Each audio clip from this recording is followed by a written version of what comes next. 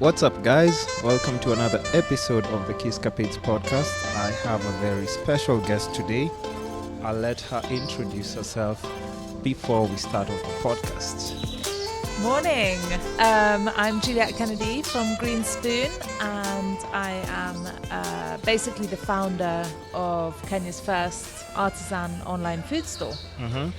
Yeah. What else about me? What exactly does that mean? Because, when...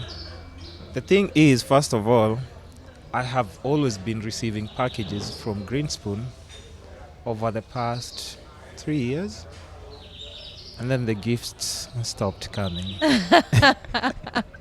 But I never quite understood exactly what the concept behind it is. Because is it like an organic meal kind of thing? Is it meal plans? I just really don't know yet. Okay, Yeah. Cool. Okay, good question. So actually, we don't do meal plans. What we do is we're kind of like a supermarket, but online. But we're a specialized supermarket in terms of the whole reason that we set up Greenspoon was because we wanted more transparency about the food that we were eating and the food that we were giving the kids. And I felt like I wasn't able to drill down to information about, like, say, the source of meat products that I was finding in supermarkets. And so I started to look around myself, and I started to work directly with producers that I trusted and where I knew the quality is going to be amazing, but also I can trust it, right? It's going to be good for my health. Yeah. And that story kind of snowballed a little bit because the more I talked to people about it, the more that I started to realize that people wanted this, other people wanted the same thing. They were like, yeah, actually, I think we should know where our food is coming from.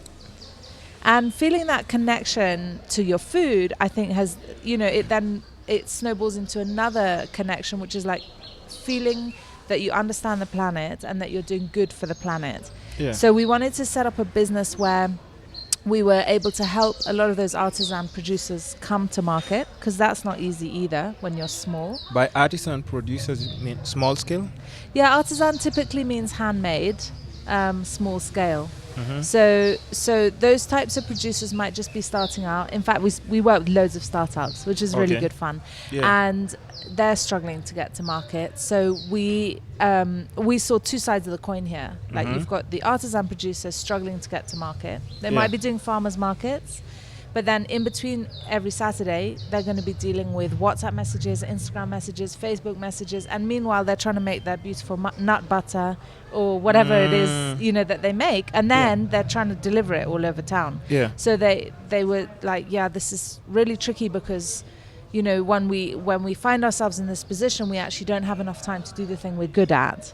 And so we saw that side of the coin, and then we saw the other side of the coin, which was consumers, people like us, saying, we have small children, or we just want to take better care of ourselves, and we're feeling like there's not enough transparency, and therefore the decisions that we're making are not very informed. So, that led us down the path of setting up something online. And one of the reasons that I set it up online only, we don't have a store, was because I've always been fascinated by the online space anyway, and I have quite a lot of background in it. But also, I felt like if you have a store online, you can actually tell a lot of stories, right? You're almost unlimited in terms of the space you can take to tell the stories of all the producers. If I had a physical store, I might have to train, say, 15 people. So many people. Right. Like, the expense goes way higher. Exactly. And your reach is not as big as... Yeah, and online, you're asking people to get in a car and come to a shop. Oh, yeah. In Nairobi traffic. Quite neat in no ways, So we decided online would be an interesting experiment as well. Like, is Kenya ready for this? Are we there yet? And we're niche. We're not like a huge company like Jumia.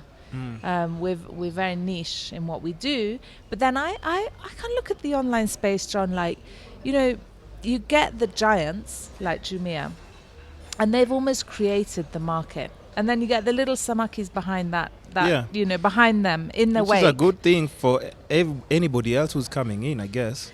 Yeah, I mean, I think Jamia and some of the other, Masoko and such like have done us all a massive favor because they've helped us all understand that how the online space works, and they've put a lot of money into getting people on board, which is great. Yeah. So now I see us as like this little fish kind of swimming in the wake, offering a very specialized product range, but also really fantastic service because we're still really small. So basically, from my understanding, is you're like the bridge between the small scale suppliers, I guess, right? And the consumers. Yes, exactly. And what kind of products are we talking about? So we started off with meat because that was one of my biggest concerns, and dairy. You think? Yeah, think. And that was 3 years ago. Oh my goodness! Imagine. Yeah. Yeah. Anyway, so we'll get to that meat to that. conversation. Yeah. Okay. But yeah, so meat. So we started off with meat. We've got dairy, and then we kind of branched into pantry, where we've got bakery and all sorts of really amazing products like chutneys and jams and fabulous sort of superfoods and such like. Yeah. And then we've also got our cellar. So that's got wine and beer, cider. And we'll look to bring on spirits at some point. And that's it for now. We've been trying to work out fresh produce from the day we started, and we have not got there yet. By fresh produce, I mean like fruits and veggies. Fruits and your own farms? Or no, you'll just stick to distributing? Yeah, we'll just stick to distributing. Yeah. Okay. But I think with fresh produce, it comes with a whole load of other challenges. In terms of shelf life. They need to move. Yeah, and also in terms of consolidation, right? Because I've yet to find one single farmer or producer, maybe this podcast will find it for me, but who produces enough range that it adds enough value for the customer, right? What do you mean? So most farms will produce maybe, I don't know, 15 vegetables. This is what I've come up with, right? Or I've come across. Yeah. But there won't be any fruit. So now you're going to have to source from another farmer for the fruit and another farmer for potatoes. And then, we don't actually do soft veggies. So you're going to get your lettuce from somebody else. And now suddenly you're not dealing with one supplier, you're dealing with, let's say, 10, and you're a consolidator. Okay. And then you have this issue of quality. And Greenspoon is really known for fabulous quality. So if we're going to go into fruits and veggies, they've got to be top quality. And there's also an education thing for all of us to get our heads around, which is, the reason why a lot of our fruits and veggies might look great, definitely some of them, is because there's pesticides and other kinds of chemicals being used to make them look great. Is that a good thing or a bad thing? I don't know. I don't know. Trust you me, I don't know. You want a perfect tomato, but then you're risking some pesticides in it? Or do you want a cookie-looking... like in the UK, they had this whole campaign about ugly fruit, right? Yeah. That was being ignored on the shelf because it was too ugly. But it turns out that a lot of ugly fruit is organic fruit, or a lot of organic fruit and veggies I wouldn't ugly. know, because let's say if you walk in to a grocery store, how do you pick your veggies? You pick with the ones that seem the freshest. And they look the nicest. Yeah. So what you're telling me is that some of the ones that don't look too good are the best to be consumed? They might be. Yeah, they might be the healthiest. And I'm not a scientist on this. This is just all stuff that I've read about. Okay. But they do say in studies that, I don't know, something like 70% of your food decision is made by your eyes. Almost like they control. So I look at this pan au chocolat and I go, oh my God, look at that. I can see the lamination. That's what they say. They're going to be saying on the Great Kenyan Bake Off, look at the lamination on that. That guy's done really well. And my eyes have already told my taste buds, this is going to be freaking delicious. And then your taste buds react in that way and send signals to your brain. And so it's the same when you're shopping, right? Something looks really fantastic. Anyway, so that's why we haven't got into fresh fruits and veg, but we've focused on the meat side, the dairy side, the bakery and the sort of pantry side, and then the wine. And the dairy, isn't it like with a short shelf life as well, or? Yeah, relatively short, but actually, you keep it in a fridge and it lasts, right? Okay, yeah. So. And then, how do you pick like your suppliers? Because I mean, the vetting process has to be like crazy. Yeah, it is quite crazy. So it's interesting when you start a business, John, because it's interesting to sort of be aware of when the tables change, right? What's the expression? I can't think of it now, but the tables have turned is what they say. So at the beginning of starting a business, you're the one going out canvassing, like, this is what I'm starting. I would love to have you on board as a supplier. I need to know a bit more about how you do things, but so far what I've seen is great. And then and then the tables turn at some point and you've got enough, and now we have the suppliers approaching us, which is really exciting. It's one of the most exciting bits of the business for me. I'm always like, yay, this is so cool. What have they got? How are they making it? Where's the passion? What drove them to do this? But actually what we start off with when someone approaches us, say, I've got this product, I think you'd like to sell it. I'd like to sell it through Greenspoon. We say, okay, that sounds great. Can you talk us through, first of all, tell us about the quality and the raw ingredients that go into this product. They don't have to give us like raw ingredients, like how they make it. So if it's something like kefir, which is that sort of like fermented, made kefir. Kefir is like a yogurt. It's like maziwalala actually, but so you've got kefir grains in it. So this kefir, then I say, where does the milk come from? Okay, so we get it from a farm in Narok, and it's goat's milk, and it's farmed like this, and so we drill down. When I say raw ingredients, we want to just understand like what's going into this product, and are there any what I call nasties, so like unnecessary numbers, preservatives, anything that might not seem might not be good for just for our bodies, right? So and my sort of the final thing when I'm assessing, like, should we take this on, is I ask myself really honestly, would I feed this to the kids? This is apart from the wine and spirits, obviously, which is just for mum and dad, and it's a way of staying sane as a parent. But everything else, I'm like, would I feed this to the kids? Do I feel 100% comfortable about it? So before we get to that, we've thought about what goes into this product. We also ask about their commitment to the environment and the planet. We talk about community, like, are they employing local people? Have they got any? Have they got any empowerment projects going on that we should know about? Sustainability, and then lately, like in the last 12 months, we've started to ask a lot more about packaging. So because what we found is, like I was saying earlier on, when you become conscious about what you're eating and where it's coming from, there's a sort of natural progression to becoming conscious of the planet, and with that has come this real conscious effort to try to cut down on how much plastic we consume, and the pressure that we're putting on the planet. So if there's anything unnecessary in the packaging, we talk about that as well.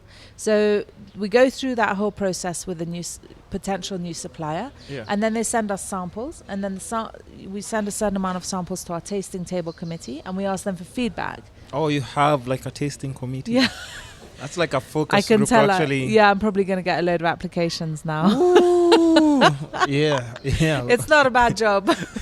But before you proceed, but don't forget what you're talking about, because I think I was having this conversation with a friend, and they were explaining to me, because I barely eat beef, maybe once or twice a month. But since Burger Week is coming, I might just be eating like the whole week. But I do try and avoid eating beef, just for no particular reason either way. But I was told, like, there's meat gotten from certain locations as compared from like the city, which tastes different, because like you have those animals eating like proper green and just natural stuff, where anywhere that's close to the city, like you have these goats that are eating like, plastic bags and all these things, and actually just because you actually, when you're on the roadside, you actually can see that and everything, and it actually even harms the animal, first of all, and secondly, it's also not good for consumption if you're not vegan, that is. Actually, John, I have to ask you on this, like, seriously, why don't you eat beef? There must be a reason. There's got to have been something that happened. I just got bored. You got bored of it? Yes. No, like, the how like the Kenyan culture of nyama choma all the time and everything. So remember, there's a time like my friends, every weekend, that was just the thing they were doing. Yeah. And then I just got bored with it because, like, I don't know. Okay. Yeah, but it depends because nowadays maybe I can go and do, because now I'm into like the foodie community and everything. When I get invited somewhere, the beef is prepared in very different ways. Differently, yeah. Yeah, so at times that would intrigue me because it's different. It's different. Otherwise, I'm not a fan of just eating like beef every day. For the sake of it. Yeah. But you know what? Talking about that, you know, goats eating plastic and what your animal, it makes such a big difference. Like they say to us as humans, you are what you eat, but you are what you eat, what they eat as well. Yeah. You know what I mean? Like the chain reaction, yeah. So I listened to this story once, which was about this guy in America who was driving down the highway and he suddenly came across Skittles, you know, the little sweeties, all over the highway. He was like, what has happened? Yeah. Anyway, he went to report it to the police, and then he kind of followed up a few weeks later, and he was like, what was that all about? And they said that was a lorry collecting reject Skittles from a Skittle factory and taking it to a cattle farm where the beef would eat it to make the meat sweeter. Right? Come on. Yeah, well, that's... What? I don't want to be rude about the Americans, but when I went there, everything was sweet, even the freaking lettuce. Anyway, let's not go down that route. But they were feeding it to the animals, right? And the beef was sweeter. And so, you know, it does make a difference. And yeah, totally. You know, and that's where it becomes intriguing, because once you understand about the source of your food and if you know, like we know that our beef is coming from ranches in Laikipia where it's only grass fed and it's moved across the pasture, the rangelands, every few days they move to a new patch. So is that where you get your beef from? Yeah. And it does not get any, they don't get any... Don't do the nice the modifications for no Skittles. There's no Skittles going into those cows. Yeah, but what's your? We'll go back to the vetting process and just continue with. But what's your thought on just like that whole situation where a lot of households were being fed like practically meat that's being fused with some chemicals and stuff? I think it is the scariest thing. It is. It's absolutely terrifying. Like when you have kids, suddenly man, your whole so innocent. And your whole perspective on life changes. You've kind of been cruising through. You go through your 20s thinking I'm totally invincible. You get into your 30s, you start having kids, or whatever. The moment that small child lands in your lap and you think, oh my gosh, I have responsibility to get this kid at least to 21, and then they can crack on with life on their own.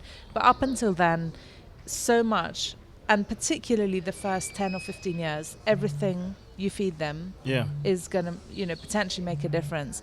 So I think that was a massive changing point for me. It's that sense of responsibility and like, wow, this is actually, I've got to grow up, right? And I'm going to take responsibility for this. I have to. Nobody else is going to.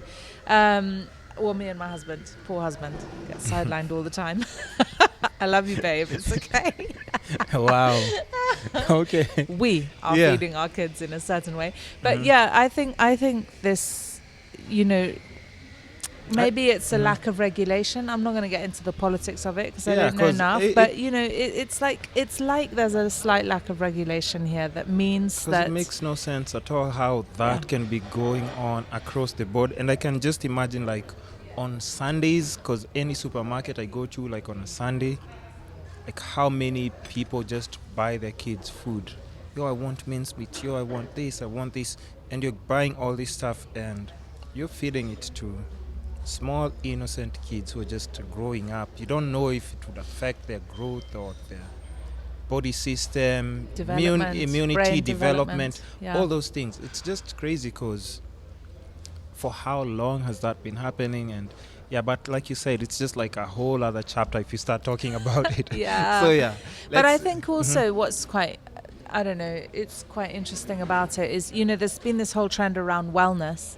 And we're not necessarily about wellness. We're much more about conscious consumption. So whatever I'm confused now. Whatever you're consuming, right? Yeah. Even when you buy, I don't know, I'm looking across the barter. Even when you buy a pair of shoes, right? Yeah. Being conscious about that. So where was it made? How was it made? Is it good for me? You ask yourself And is all it those good for the questions planet? before you buy? I try to now, yeah, because like Well, I just go to Foot Locker and buy the trendy, yeah, the neon ones that most popular, I can't look most at them. popular such. Yeah. they're so bright. Whoa! But I think Yeah. I do. No, but I have understand. started trying to ask those questions Yeah, because I want to I- have a smaller footprint on the planet, Yeah, right? I have yeah. my dress from Matumba, and I have a jersey here. Might spend a bit more on it, but I know that it's going to last me like 5 to 10 years rather than Yeah. 1 year Yeah, or yeah. 6 months. Mhm. Yeah, so that's kind of what we're about. Nice. Let's Let's go back to we were talking about the vetting process. You said like Oh just yeah, you we have got to like tasting table committee, John. Yeah. Remember? Yeah. yeah, yeah, Can he forget? yeah. So how does Um, so if they approve, they taste, and this is just through eating, but you also do like lab tests or something close to that, or No, we it's don't purely do from- lab testing. Some of our products have been lab tested, and then Oh. the supplier will send us those results. The results. so we know. Mm. But the tasting table committee really is there to give us feedback on flavor, even things like texture, packaging, pricing. Basically, would they buy it, Yeah. and would they expect to see it on Greenspoon? So when we get that feedback, we then give it to the supplier. So I mean, like 99% of the time, by the time we get to that stage, we're fairly sure of the product. It's like the final hurdle. We wouldn't be asking the supplier to send us samples if we weren't fairly sure that we were going to take it on. Yeah. So 99% of the time we get positive feedback. Maybe some feedback on the packaging. We have really Yeah. vocal customers, right? Okay, and I let's- love that. Let's talk about packaging. What's your concern on the packaging when you're vetting your suppliers? So what we're trying to do, I think, is just really cut down on anything unnecessary. So, for instance, let's take, for example, one of my customers gave me some feedback, which was really fantastic. And we love the feedback, right? Negative, positive, whatever. We just love it. Because if you're not getting that from your customers, you're not engaging enough with them, and then you won't grow as a business. So we love that we have such a vocal customer base. So one customer called me and said, look, I'm not buying your pork products anymore because they come on a polystyrene tray, and then they're vacuum packed, right? What's And I that? was like, okay, you know when you buy meat and it comes on a little tray, Yeah. on a little polystyrene tray, And vacuum packed. and then vacuum packed with plastic. Yeah. Okay, so she says, I'm just not going to buy it because I'm trying to give up plastic and okay. So then I said, actually, yeah, I mean, is that really necessary? Do we need a tray for bacon and a tray for sausages and such like? So then I called the producer and I said, is there any chance we could get rid of those trays? Yeah, he says, no problem at all. fact, If you don't it's mind that even it less doesn't look cost, I think, 100%. right? Yeah, he was chuffed. But also if you don't look at, it might not be like 100% uniformly packed. We'll do our Yeah. very best. But is that okay? And I said, yeah, my customers, I know my customers really well. They'll say that's absolutely fine. So there we go. We just cut out polystyrene trays overnight. We no longer have them with our pork products.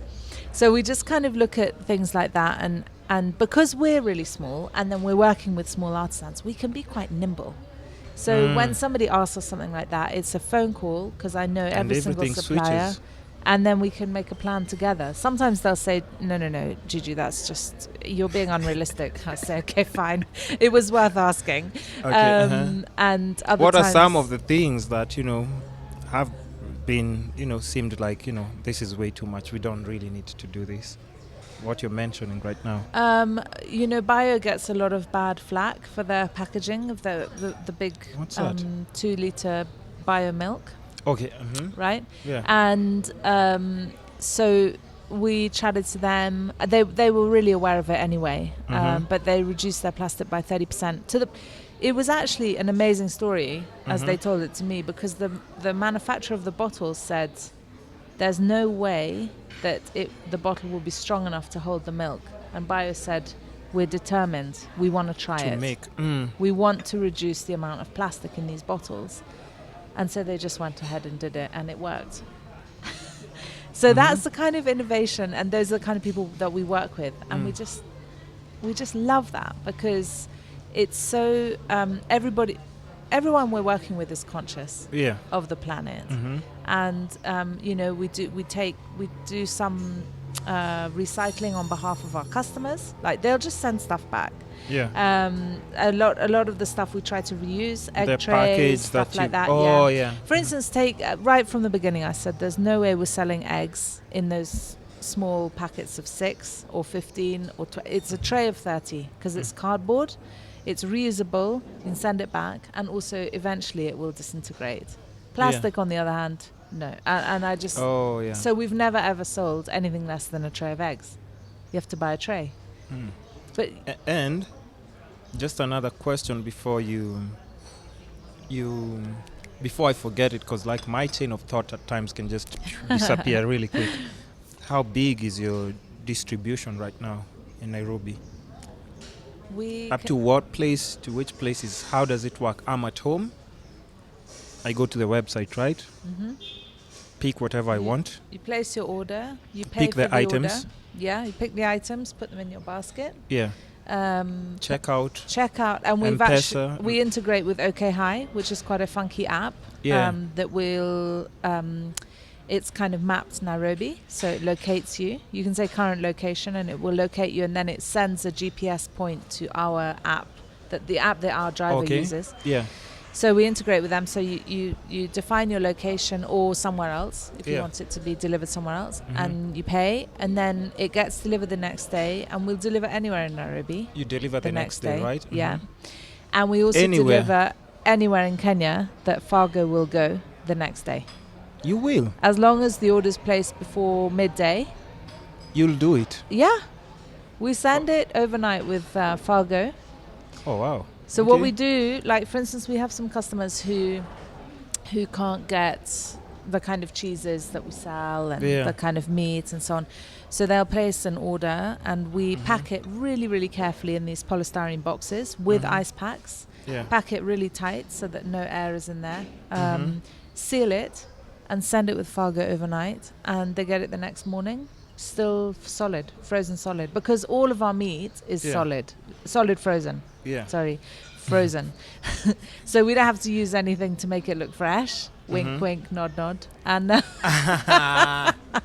and shots taken. Okay.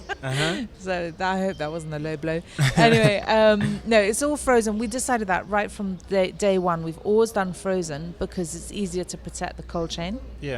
And also because when you buy something frozen, the nutrients have been locked in because it got frozen within hours of being butchered. Where's your biggest distribution? Where do you get the most orders from? Because I'm sure you have to not put CBD. Not CBD. I'm just Everyone trying should to be think busy working. how you decide doing the distribution. Because if you know there are X amount of people in this area, you can start off doing the drop-offs from here and then start going. So we most of our distribution every day is going to places like Kilimani, Lavington, Loresho, Runda, Kiambu, all over.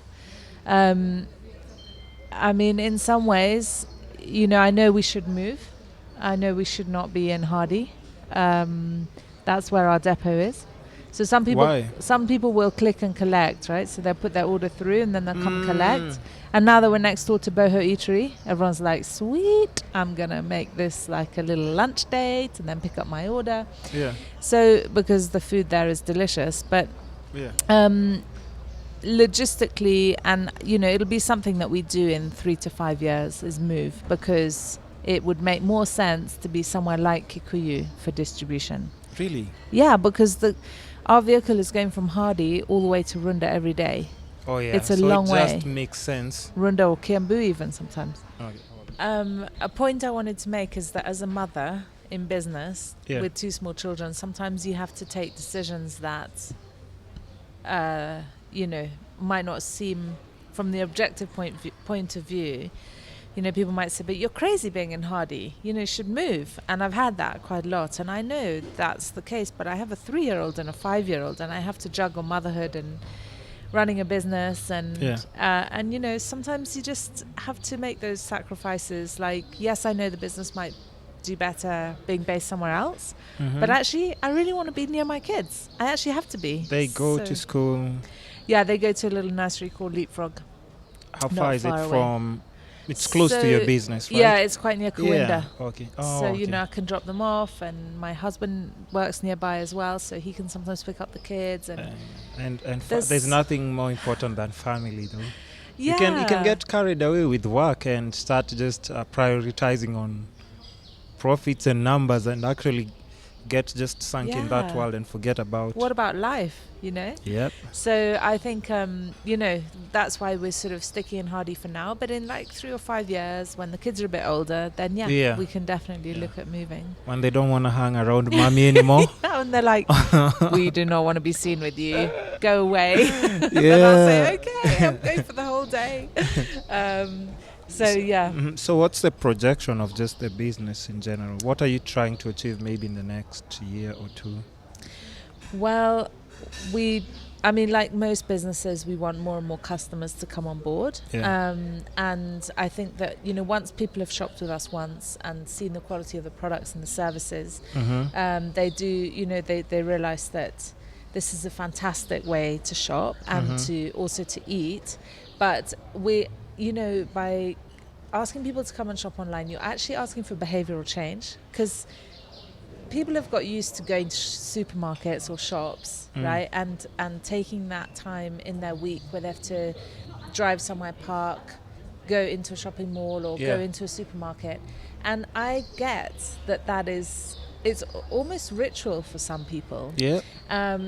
Or can be some kind of meditation, like I know as a mother, sometimes I just want to get out of the house and go and do something on my own, and that might be the shopping. Yeah. But I think, as people start to understand what we're offering, and that, online can save you quite a lot of time. Like, you can just sit down with a nice glass of wine in the evening, on the sofa, unwind, scroll through, unwind, make some decisions. Like, I'm a big one for planning. I love to sit down on a Sunday and be like, right, what are we doing this week? Let's do all the shopping that we can online.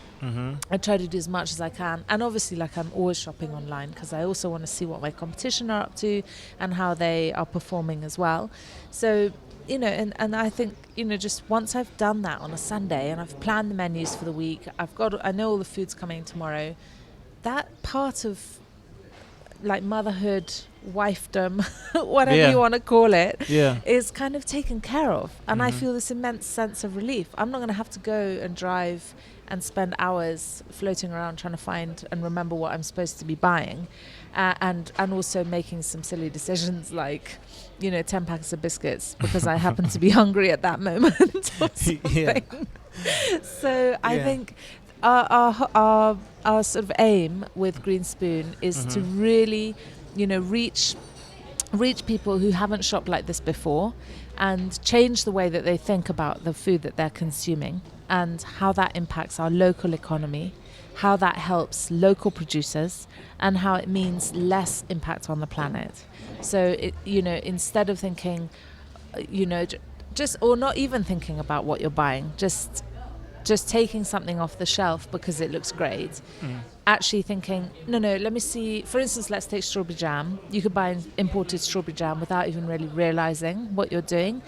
And meanwhile, we've got our own producers in this country who are making great strawberry jam. Let's support them. Let's build our own economy. A funny thing, I think you sent that to one of the packages when, was it a year ago, when you're doing it with the influencers? Yes. I got it the first time. I didn't know what it was. Yes. So I think my friends actually took everything from my goodie bag. Because I was like, the only thing that was in the box that I think I knew what it was and how I could use was olive oil and what else? I think the sausages. Yes. I think you had sausages in there. Yeah, yeah. So I took the olive oil and sausages because I was like, guarantee these ones I can use in the morning. Everything else, I don't know what I'm supposed to do with it. Yeah. But, you know, that was like, no, it was 2 years ago probably. A couple of years ago, yeah. Yeah. But now my whole But mindset, there's also- nobody who can touch that goodie bag. If I'm getting Like- it this year, that's it. In the angle. Yes, exactly. Exactly. But I think also, you know, that's why I also started to write a lot of recipes on the site. So, you know, when people come to the site and they're wondering, like, I want, you know, let me get some inspiration. Yeah. We have a recipes page now, and that links back through to the products that you need to buy in order to make that recipe. So, you know, things you can do with the kids. Really nice sort of slow cook stuff with the meat. Some quite high maintenance things. You That's know, a if you good really angle. want, That's a good angle. yeah. Mhm. So that's also, you know, I feel like amongst some people here, there's a lack of confidence in the kitchen. Yeah. It's like, I don't know how to cook, so I'm not gonna cook. And it's like, but it's not difficult. That's me. That's Like, me. That's me. Follow the recipe, you'll do it. But that's the thing, you see. And also, I think like a lot of households also don't know how to. A contemporary Kenyan family would have like a standard way of just eating food, and apparently, I didn't even realize this, that of course we do take like a lot of starch, and we don't balance it out properly.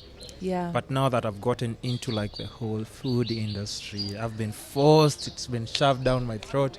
Now I understand how it is important to actually like just balance things on your plate and stuff. So I think for you guys to just add that on your website, part of what you're saying, like recipe, makes sense. Not exactly. You don't have to do like the meal plans for people. No. But I'm guessing somebody who's new and coming to the site, like you said, lack of confidence in the kitchen, they can go to a certain page and see, you can actually pair this, and this. Yeah. And that's how it's And we eaten. try to do wine pairings as well. So it's like, this is going to be worth it. Yeah, You get yeah. a glass of wine at the end.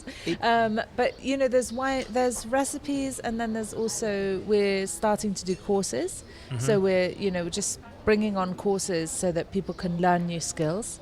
We haven't done so much around food, but we're going to. I was actually thinking of doing a pasta making course, because I don't know if you saw my article in Yummy, but there was bright pink pasta and bright green pasta, and it's so easy to make. Listen, And so easy it's for you so to good say for you. that. Yeah, so easy for you to say. Well, that's why I want to run courses, Yeah. because it brings people together. I love the community around food. Like you just get this great sense of, I mean, it's an essential. We do it 3 times a day. You know, we should be taking an interest in Cooking? it. Food, just food. It doesn't matter Eating. even if you don't, eating. Oh, yeah. Okay. You might not cook 3 times a day, but I you haven't can cooked in the maybe last 3 times a 6 months. I Oh haven't my cooked. gosh. Yeah. Oh my gosh. Yeah. I'm going to have to remedy that. You might be getting So more sausages. when you're talking about that, I'm just like, oh yeah, I know. But yeah, just it's also very important. And then another thing, just still on your business, because the podcast is about health, wealth, love, and happiness. And I think health is super, super important. And even how you're just talking about food, being conscious of how it's processed, how it's impacting the community. What's the other word? The how it's planet impacting the and all those planet. things that just a regular person might not, and even somebody who's like super busy, maybe doing like an 8 to 5. I don't think they have time to think about that. But if it's made into like a whole culture, and how now like wellness and everything is just being super emphasized and preached on social media, it makes a very big impact, and how people start thinking about like even like the meat thing. It just made people now take a step back, like now I actually have to be attentive to where does the meat come from. But John, you say people don't have time. I get it, right? We're all hustling like hell to survive here. And you're basically not Kenyan until you've got like 3 different phone numbers, a shipping container in your backyard, 5 different businesses. I get it, like everyone's hustling to survive. But the hustle's gonna run out. Like you're gonna fall short. Like you're not gonna live the life you should live, the length of life you should live, if you don't take a little bit of interest in what's going into your body. Yeah. And so like obviously I'm a bit of an obsessive and I think about it all the time, but there are other elements of life that I don't think about all the time because I don't like take accounts, right? I'm not a person who loves figures, but I know that I have to do them. Otherwise, the wheels are going to come off. Yeah. The wheels are going to come off my financial life, right? How's your business running? My business. Like, I have an amazing team, basically. And my husband is the figures guy. But, I have to take note of it. So I can't just ignore it. And it's the same with the health of your body. So I have to find some time in the week, every week, to take some time out and look at the figures and where are we at and what do I need to tweak and what should I change. And I don't have to obsess about it all the time, but I just have to make sure that I spend that time thinking about that is the health of the business. So then the health of my body is another thing. And I think, we can all say we're too busy for it, but if we just took an hour off Instagram a week, we would have an hour. Right? True. That's very, very true. And speaking of which, since you've mentioned it, how are you guys just dealing with social media in general? Is it super beneficial for you guys, or no? Yeah, you can do with or without it? No, we can't do without it. First of all, I love being social, and I love telling stories. So I find social media a wonderful platform for that. Yeah. I love being on Instagram. I go through dips. People probably notice because I manage all our social media. So sometimes we'll have a week where I'm really into it and I'm doing Instagram stories and the kids usually feature. Yeah. And there's a question as well, like, should you feature your kids in your business? But we can get on to that. Hey, they're my kids. If they're here, first of all, can you imagine if I had kids right now? Hey, well, I'm getting partnerships. I'm getting partnerships from Pampers and everything. They're on my Instagram. They're my kids.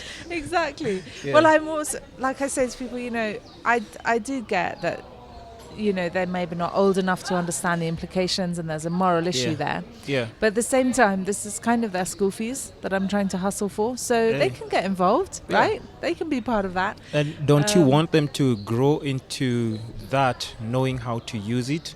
Instead of just getting slapped with just like all these other social media pressures once they get to that age. Yes. Like if you just kind of mold them and raise them to understand like, you can actually use this to do this.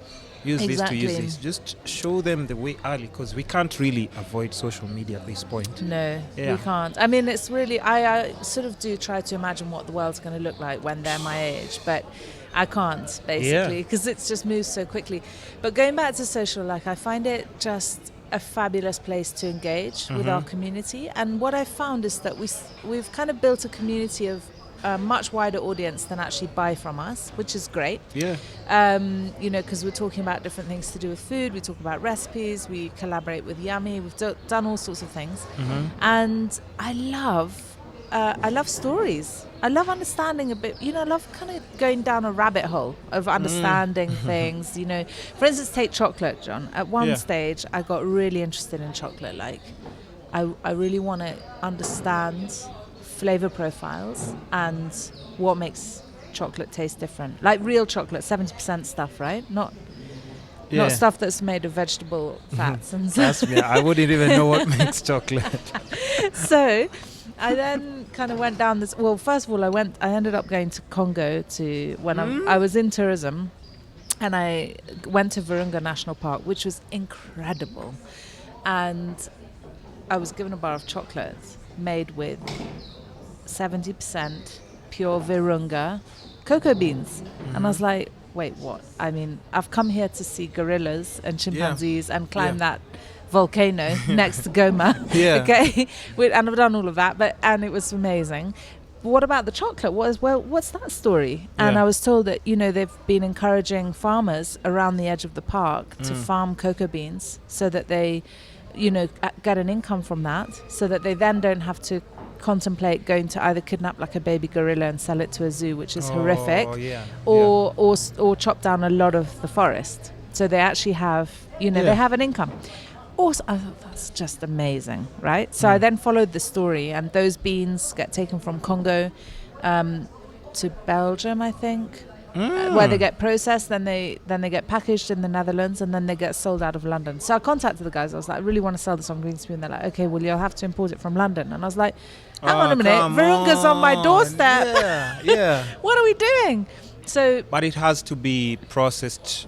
It's not processed in the country, right? Is it? It's not processed in Virunga. They haven't. Yeah, that's the as far as I part. know. Yeah. But now this is where it gets exciting, because in Nairobi we are making our own chocolate, right? From bean tree to bar, actually bean to bar.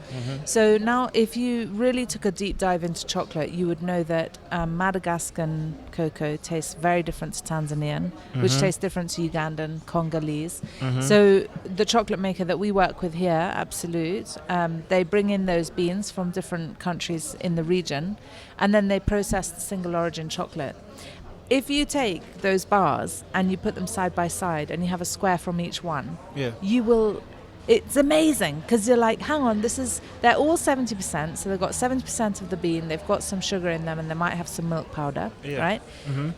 But every single one tastes different, because they've come from a different region with a different soil profile, with different seasonalities and environmental factors, and that is so magic, isn't it? Like, that's crazy. And so that's where, like, I don't know, I find it so exciting to think about how food can vary depending on where it's come from, how it's been processed, and you know, what are the environmental factors around it. It's just fascinating. That's interesting. Another question that I do not want, because it just keeps popping on my head and everything. So social media is definitely a plus, right? Yeah, social media is awesome. Instagram and Facebook. The other platforms, are they necessary I never for you? got into Twitter. I just can't handle Twitter. It's too fast. It's too hectic. It's very, very noisy. I can't deal with it. So not Twitter. We just stick with Facebook and Instagram. Perfect. Another quick one that I almost forgot. When you're just doing your orders and everything, is there a specific limit to what somebody can order? No, there's no limit, John. What do you mean? Can I order one cabbage and you'll drop it off? I'm not going to drop your cabbage, because we don't do that yet. No, I'm just saying, is there minimum? No, there's a minimum, yeah. How much the minimum is 2,000 bob. Okay. Because we did find ourselves delivering a jar of jam, and that's not good for the planet. But, that's what I got down to. I was like, hang on. Like, we can do this as a business, because maybe all they want is jam today, but then next time they come, they're going to order a bit more. And then I was like, actually, but this is not good for the planet. Like, this is crazy. So we then put in a minimum of 2K. But if you want that jar of jam, you can come and collect it yourself. Oh, you can pick it up. It's much easier. Yeah, as long as you're logged, you can just say, okay, I'm going to click and collect this, because it's under 2,000 bob. That's what I'm saying. It also has to make business sense as well, and business that just makes sense. And planet sense, Oh yeah. Healthy planet. I really want somewhere for my kids to live when they're older. Yeah. And this climate change malarkey scares me a lot. Look at this. I'm sitting here in a sleeveless dress in July. Yeah. This time last year, there's no way. Cindy. Wait, what? This time last year, it was cold, right? Freezing. Yeah. Oh, but I think we've only had rain 1 month, right? Yeah. It's been June. A bit crazy this year. And it wasn't super rainy. It was just bits and pieces. Drizzling, a couple of days. What's the word for it? Something like mignonio. Or what's it? Manyunyu. Yes. I think it's such a great word. Yeah, so now, just throughout the podcast, I try and balance the conversation, because we've talked about the business part super. Yeah. We've gone all in depth and everything. Not unless there's anything that I'm forgetting, you can always throw it out there. Is there anything I'm forgetting on the business part? Okay, so we talked health, wealth, love, and happiness, right? Yeah. That's what the podcast is all about. So how do you manage to just balance all these with just family, with the people that you actually love? Hubby, the kids, and how's marriage life just in general? For people who don't know how it can be, fusing it with entrepreneurship. Yeah. I don't think anyone... Well, I definitely swing between feeling like I've got it taped. I've got the balance. And then the next week I'm like, oh dear, everything is completely off the rails. Entrepreneurship is a really involving, extremely involving roller coaster. And I'm the luckiest person to have the most amazingly supportive family, and my husband in particular is really long-suffering. So how do I balance it? I think I didn't balance it for like at least the first 2 years. It was just kind of rushing from one thing to the next. And then I realized that if I don't slow down and become a bit more mindful of how I'm existing, then things are going to come off the rails a bit. So I just try not to stress so much anymore about it. I think that you can find yourself in a position where you're worrying constantly. One thing I have is also an amazing team, right? So now I'm able to, like, I don't stress about operations. My team takes care of that. I don't need to be in the office. Like, there was a time where I needed to be in the office. You just see me gazing through I'm just like, one day. But I don't need to be in the office anymore at 8 a.m. Because they're sorted. In fact, they get in at 7 and they start packing orders and dispatching, and everyone knows how to do it, and it's like a well-oiled machine. And you have to invest the time at the beginning to make that happen. And also understand the mechanics of everything. Exactly, and I'm a big believer in do everything, right? So there are times where I've run the ops desk. There are times where I've got in the car and done deliveries, and that's great because it reminds you like how long it takes to do deliveries. You can understand, you know. Yeah, and sometimes you're saying to the delivery driver, like, how come it's taking so long? And then when you get in the car and go and do it yourself, you realize, okay, of course this is why it's taking so long. So I've done every element of the business, from cleaning the containers to packing orders to operations, and I think it's both humbling and extremely important to get the balance of understanding, what your team does for you and really appreciating that. But in terms of my own life and my balance, because I have an amazing team in place, a lot of that initial stress that you have as an entrepreneur, which you have to go through, it's a process, you have to do it. But once you're through it and you've got a great team, let them do the job you've employed them to do, right? And I'm not a micromanager. I am terrible at micromanaging. So, the team is left to do the job, and they do a great job as a result, because I'm not on their case the whole time. So I've realized that I have to carve out time in the day for the kids. I have to carve out time in the day for myself, a bit of self-care, and my husband, of course, as well. So, and we have a really big extended family, and there's always a lot going on. So it's important to make time for that as well. And I think what it is, John, like you said earlier, don't forget to live. Like, you don't know when it's going to be over.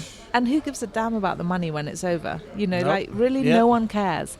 So it's great if you're running a good business, and if it's managing to stay afloat, that's fantastic. If it starts to make you money, you're winning at life. Well done.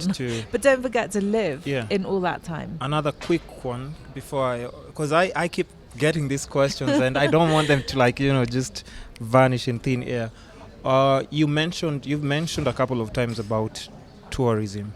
Yes. Was that now an 8 to 5 kind of thing that you're doing? Was it your personal business or somebody you're working for? When I was at university in Edinburgh, I read anthropology, and then I stayed there and I did an 8 to 5 job in tourism. And then my husband and I drove back. We take 3 months and we drove through France and Italy and Tunisia, Egypt.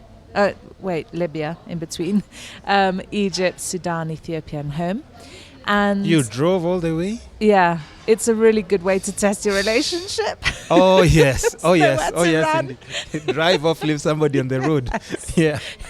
And there was one time I threw a strop, but I had nowhere to go, so I had to get back in the car. I'd do the silent treatment for a bit, Yeah. But you really learn about each other, which is cool. And when we got here, I set up a company with my step cousins in tourism. So that was my first kind of stab at entrepreneurship, and I loved it. And then I went back into a kind of 8 to 5 job, which was great for a couple of years. And then I set up another digital marketing agency, and now I've moved to Greenspoon. So I think I'm one of those serial types, I'm a Weetabix. Yeah. I just want to do it all the time. But would you say, because, when you start doing an 8 to 5, since we're talking about balance, yes. And one thing I noticed when I started just doing my entrepreneurship or solo business is that an 8 to 5 you can actually easily forget about life. Yeah. Because you're on the clock. It's 8 to 5. By 5 you're tired, you need to rest, and your head kind of like switches to that system, and you're used to a certain routine. But when it comes to entrepreneurship, you have a choice. You can actually put systems in place that will enable you to actually say, like, you know what, on Wednesday I can pump up all the energy that I'm supposed to, so that on Thursday I can spend some time just with the kids, even if it's just picking them up, relaxing, and self-care, like you said, and just take a break. But you can't do that in an 8 to 5. No, you can't. And also you're beholden to your employer. Of course. But so how do you do that then, John? Do you sit down on Sunday and look at your week and go, okay, which day, when am I going to take some time out? For me, yeah, I put Mondays off. I try to just say, like, Monday I will rest on Monday. Yeah. So in case anything comes up, I can do it, but it's like kind of like my It's day your off. day. I can just do Netflix, I can go Yeah. visit friends, I can chill, relax, but I don't take it too hard on Mondays. Yeah. Yeah. So I keep Monday clear because it's my day to get into the office, deep dive into stuff, plan the week. Plan the week as well. Yeah. And then I think also, like, as an entrepreneur, it's really, really handy when you block off times in your calendar. So, like, many times I've tried to put this into place. It hasn't quite happened yet. But, you know, I'm working towards no meetings in the morning so that I can do everything I need to do in the morning, and then in the afternoon I can have meetings. And, you know, when you look at, like, there's quite a lot of neuroscience around when your brain is at its best, and it's always the morning. Yep. And one thing I listened to, they were like, you know, ideal thing to do is wake up at 5, do like 2-3 hours work, have breakfast, go work out, do another couple of hours, and then call it a day. And I'm like, Jesus, man, you do not know my life. What's your morning routine like? My morning routine is like 5:30. There's a child standing right next to me, fully dressed and ready for the day, and I'm just like, seriously, go back to bed. Yeah. But usually by 6:30, everybody's up. One child is screaming for porridge, the other one wants the TV on. It's pretty chaotic all the way through till 8, but we always sit down for breakfast as a family. We sit down and we eat breakfast together, and I do love that. Like dining table thing. Kitu. Yeah, because coffee, tea, jams and marmalades, toast.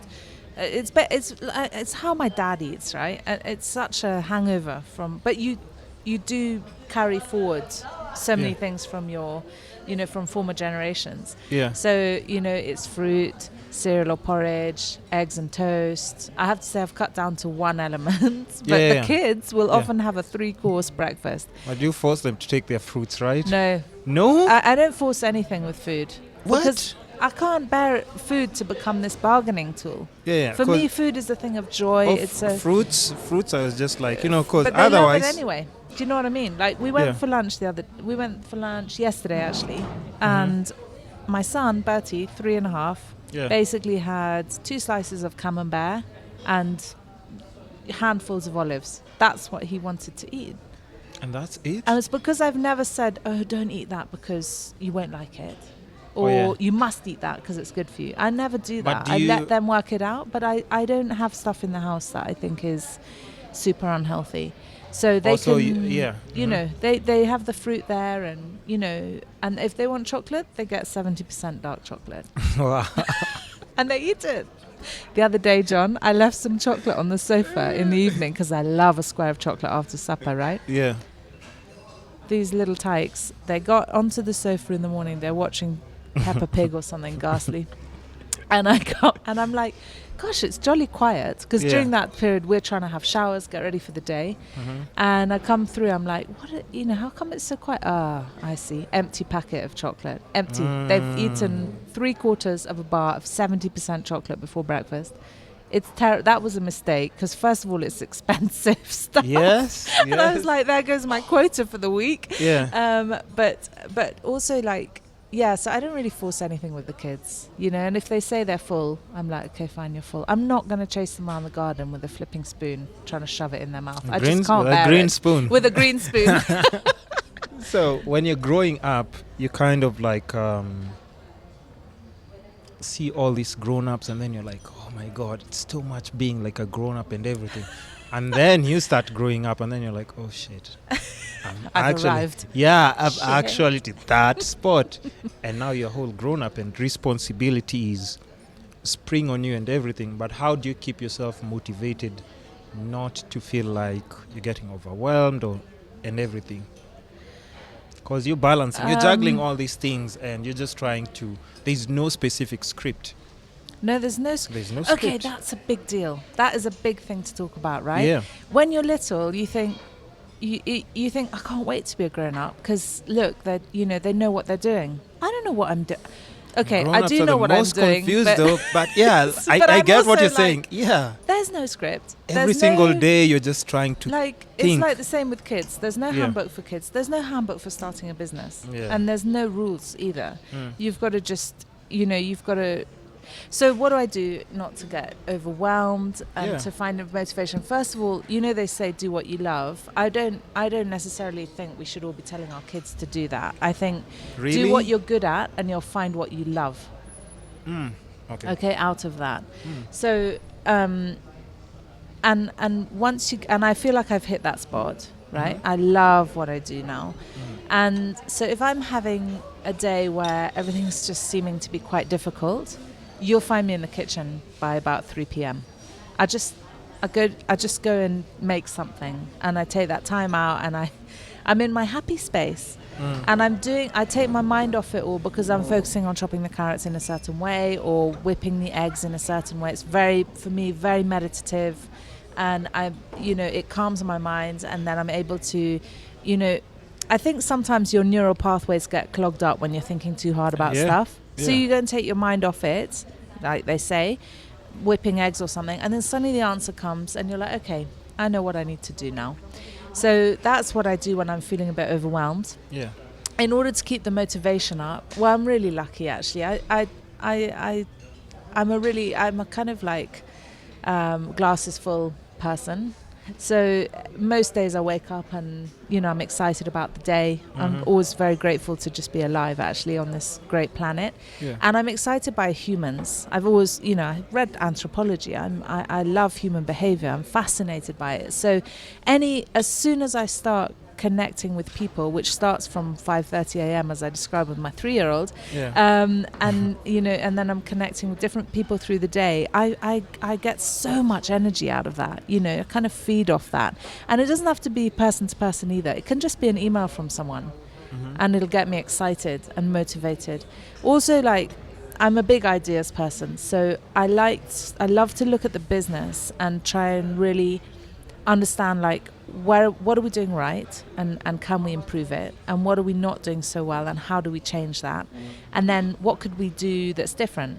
And that's not a daily thing because that would just get exhausting, but you can do it maybe every 2 weeks, kind of just try and zoom out a little bit and say what do we do, what's the big picture here, and I get masses of energy from that. I have to be quite careful. I can't start thinking about work at 7 p.m. because I'll be awake until 2 a.m. Yeah. So I have to be really conscious to stop my brain thinking about stuff at about 6:30, 7, and go into the evening and Netflix and chill because I'm really young and cool. Yeah.